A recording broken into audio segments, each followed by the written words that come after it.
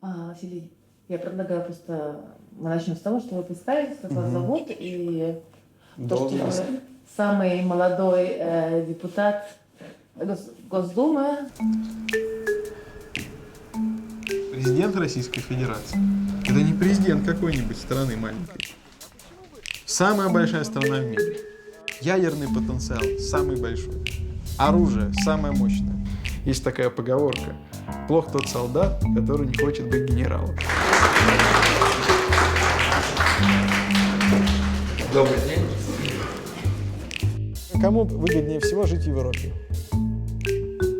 Негр – пособие. Голубой – пособие. Инвалид – пособие. И сексуальное меньшинство.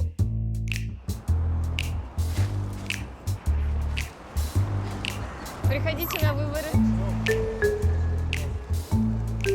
Когда Вася родился, это был такое вообще счастье, такой восторг. Третьего. Зачем вы сорвались? Так, стоп. Так, не надо меня, во-первых, трогать, давайте полегче. Во-первых, я депутат Госдумы. В последнее время в соцсетях один из самых популярных вопросов – это насчет приставаний. Что, быстро? Я там присутствовал. Я произнесу, а ты подбегаешь и начинаешь жестко насиловать. И вторую бери, целуй. Ну и хорошо, это был, еще раз повторюсь, это был формат шутки.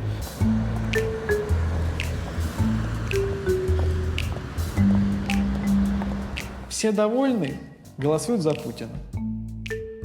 Все недовольны – голосуют за Жириновского.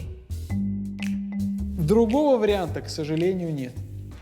В будущем, Василий Максимович, планируете стать президентом? Очень интересный вопрос, очень интересный вопрос.